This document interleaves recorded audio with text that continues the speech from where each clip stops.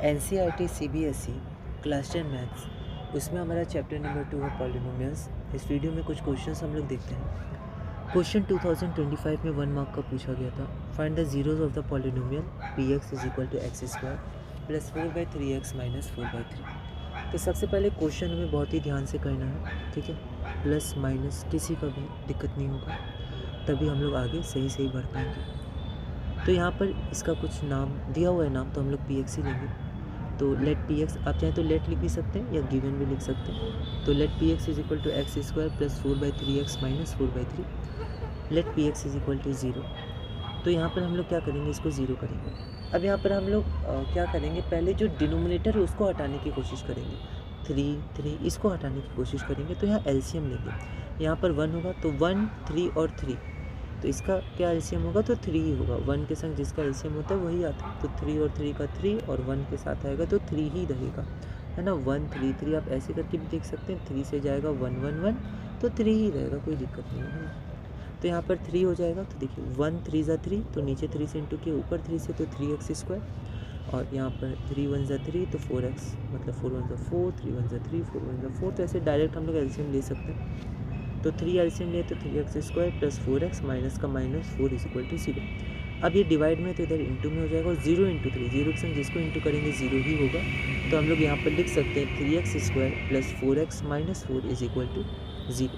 अब ये हो गया, तो मिडिल टर्म स्प्लिटिंग कर देंगे। तो हमें 2 नंबर चाहिए जिसको जोड़ने से +4 है, बीच वाला +4 है, और हमें 2 नंबर चाहिए जिसको इंटू करने से क्या है, a और c। तो 3 और -4 मतलब -12 है।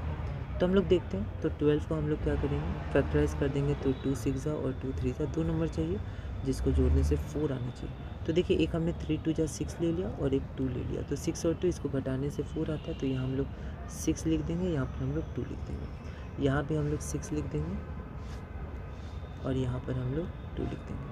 अब दिक्कत यहाँ है कि 6 + 2 तो 8 होता है, पर यहाँ 4 है, तो हम लोग को माइनस करना है। तो हम लोग माइनस किस में दें, इसमें दें कि इसमें दें। तो यहाँ पर प्लस आ रहा है तो हम लोग प्लस देंगे बड़ा वाला में, मतलब यहाँ प्लस होगा और यहाँ माइनस होगा, उसी तरह यहाँ माइनस होगा। तो 6 2 = 12 और प्लस इंटू माइनस माइनस, तो ये वाला भी सही है। और 6 और प्लस माइनस माइनस मतलब 6 - 2 है ना, इंटू यहाँ पर 6 - 4, ये भी सही है। तो इसको हम लोग तोड़ेंगे, तो तोड़ने से हमारे पास 6 और 2 आ जाएगा। तो यहाँ पर 4x की जगह हम लोग लिख सकते हैं 6x - 2x, ठीक है। तो आप ऐसे साइड बाय साइड भी लिख सकते हैं, इम्प्लाइज देखिए, फिर नीचे से कंटिन्यू कर सकते हैं, कोई दिक्कत नहीं, ठीक है। तो इन सब में हम कंफ्यूज नहीं करेंगे। तो 4x की जगह हमने लिख दिया 6x - 2x - 4 = 0। अब यहाँ पर 3x स्क्वायर और 6x, इसमें 3x कॉमन है, तो यहाँ पर बचेगा x + 2, और यहाँ पर x + 2 बचना चाहिए, तो प्लस बचना चाहिए, तो माइनस के साथ हम लोग 2 कॉमन लेंगे, -2 कॉमन लेंगे, तो यहाँ पर x + 2 बच जाएगा। अब इन दोनों में x + 2 कॉमन लेंगे तो 3x - 2 बच जाएगा। तो यहाँ पर हमारे पास क्या हो जाएगा, x + 2 × 3x - 2 = 0। तो यहाँ पर देखिए x + 2 = 0 या 3x - 2 = 0। तो यहाँ से हमारे पास x बराबर कितना आ जाएगा, -2 आ जाएगा, और यहाँ से ये उधर जाएगा तो 2 और नीचे जाएगा तो 3, तो x बराबर 2/3। तो यहाँ पर हम लोग देखते हैं, तो हमारे पास जीरोस क्या हो गया, -2 और 2/3, ये हमारा आंसर हो गया, ठीक है। आगे देखते हैं। अगला क्वेश्चन हमारे पास है, अच्छा क्वेश्चन है। If p and q of zeros of polynomial py = इतना, देन द वैल्यू ऑफ इतना, ठीक। तो देखने में थोड़ा सा डिफिकल्ट क्वेश्चन या लग रहा है, इसमें हम लोग क्या करेंगे, पर ये सिंपल क्वेश्चन है। अगर आप ध्यान से देखिए तो यहाँ पर p और q जीरोज है। इसका जीरोज मतलब जब इसको हम लोग 0 के बराबर करेंगे तो y की कुछ वैल्यूज़ आएगी, जैसे आती है x की, यहाँ y है तो y की आएगी। तो उसको हम लोग एक को p मान लेंगे, एक को q मान लेंगे। तो हम लोग को वैल्यू किसकी चाहिए, 1 - p × 1 - q। तो p की वैल्यू यहाँ डाल देंगे, q की यहाँ डाल देंगे, हमारे पास आंसर आ जाएगा। इसका एक और तरीका होता है, फिर हम लोग ये नॉर्मल तरीका से जाएंगे। तो यहाँ पर गिवन क्या है, py = इतना, तो यहाँ ध्यान रखिए y है, तो हम लोग को py = 0 करना है। वहाँ पर जो लास्ट में आंसर आएगा वो y आएगा, इक्वल टू, यहाँ पर जैसे x आया था, x = -2 और x = 2/3, क्योंकि हमारे क्वेश्चन में px था, py नहीं था, है ना। यहाँ पर py है तो y आएगा। तो यहाँ पर py = इतना, p और q 0 है, तो इसका 0 पहले निकालते हैं। तो 0 निकालने के लिए py को हम लोग 0 के बराबर करते हैं। तो py = 0 मतलब 21 y² - y - 2 = 0। अब इसको सॉल्व करेंगे तो हमें ऐसा 2 नंबर चाहिए जिसको जोड़ने से कितना है, बीच, तो बीच में -1 है ना, कुछ नहीं लिखा है तो 1 होगा, और माइनस भी था तो -1। और 2 नंबर को जोड़ने से 21 इंटू -2 मतलब -42 है। तो ये है, इंटू करेंगे तो हमारे पास क्या आ जाएगा -42, ठीक है। अब हम लोग क्या करेंगे, 42 को फैक्टराइज करते हैं तो 2, 21 और 3 7 सा, ठीक है। तो अब कैसे हम लोग लाएंगे -1, माइनस का भी हम लोग छोड़ के 1 लाने की कोशिश करते हैं, माइनस करने पे 1 आना चाहिए। तो देखिए 3 2 जा 6, एक 6 हो गया और एक 7 हो गया, तो 7 और 6 घटाने पे 1 आना चाहिए।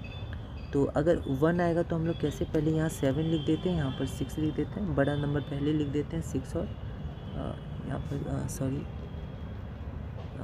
7 और 6, हाँ यहाँ पर 7 और 6 लिख देते हैं, यहाँ पर 7 और 6 लिख देते हैं।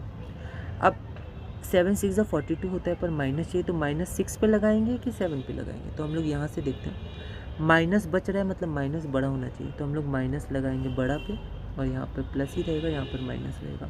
तो देखिए 6 7 7 6 जा 42 या 6 7 जा 42 और माइनस इंटू प्लस माइनस, मतलब ये वाला सही आ गया। और यहाँ पर 7 -7 + 6, तो यहाँ पर हमारे पास -1 आ गया, ठीक। तो ये हमारे पास हो गया। तो हम लोग अगर यहाँ पर देखें तो यहाँ पर हमारे पास हो गया 21y² - 5 - 2 = 0। अब -y की जगह हम लिख सकते हैं -7y + 6y - 2। यहाँ पर 21 और 7 में से 7 कॉमन आ जाएगा, तो हम लोग यहाँ पर देखते हैं तो यहाँ पर 7 और y कॉमन आ जाएगा, तो यहाँ पर क्या बचेगा, यहाँ पर बचेगा 3 और यहाँ y बचेगा और यहाँ -1 बचेगा।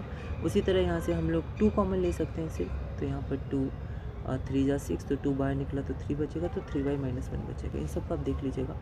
तो यहाँ पर हमारे पास आ गया 7y × 3y - 1 और +2 × 3y - 1 = 0। तो यहाँ पर हमारे पास 3y - 1 क्या हो गया, बाहर आ गया, तो यहाँ पर बचा 7y + 2 = 0। तो 3y - 1 = 0, -1 अंदर जाएगा तो 1 और 3y है तो 3 नीचे जाएगा, y = 1/3। और यहाँ पर 7y + 2 = 0, 2 उधर जाएगा तो -2, तो y = -2/7।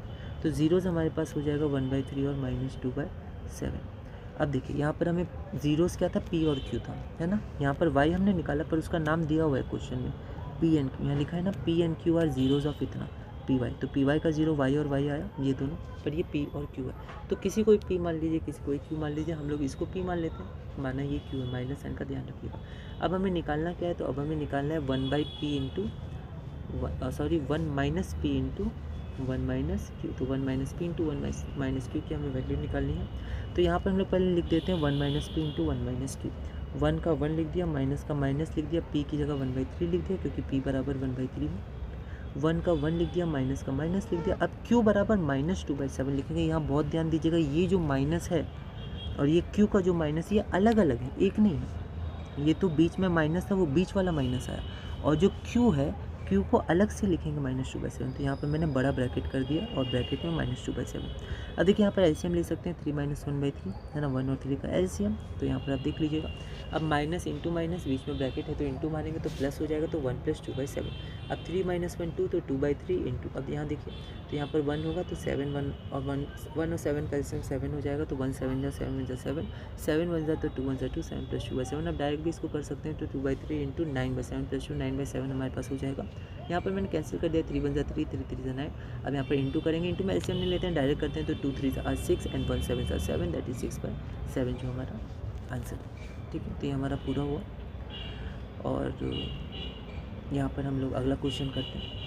एक क्वेश्चन और है, इसको हम लोग देखते हैं। तो क्वेश्चन क्या है, the sum of zeroes of the polynomial. यहाँ पर एक पॉलिनोमियल px हमें दिया 5x - 7x² + 3, और इसमें हमें सम ऑफ जीरोज़ निकालना है। तो हमें पता है सम ऑफ जीरो -b/a होता है और प्रोडक्ट ऑफ जीरो c/a होता है। तो यहाँ पर हम लोग px लिख देते हैं 5x - 7x² + 3, और px हमारे पास कितना हो जाएगा। तो यहाँ पर a और b के लिए हम लोग पहले x² आता है, फिर x आता है, ऐसे ही तो होता है, ax² + bx + c, ऐसे ही होता है। तो x² को हम लोग ना पहले लिख देते हैं। तो हम लोग कुछ नहीं करेंगे, हम लोग क्या करेंगे, तो यहाँ पर हमारे पास -7x² है, इसको पहले लिख देंगे, और +5x है, इसको बाद में लिख देंगे, +3 का +3। अब यहाँ से हम लोग a, b और c निकालने की कोशिश करते हैं। तो यहाँ पर a बराबर -7 हो गया, b बराबर 5 हो गया, और c बराबर हमारे पास 3 हो गया। तो सम ऑफ जीरोज़ क्या होता है, सम ऑफ जीरोज़ हमारे पास होता है -b/a। तो -b/a, तो यहाँ पर -b की वैल्यू 5 है, तो -5, और a की वैल्यू क्या है, -7, तो -5/-7। अब ऑप्शन नहीं है -5/-7, तो यहाँ देखिए माइनस और माइनस कैंसिल हो जाता है, क्योंकि दोनों को -1 से इंटू कर सकते हैं।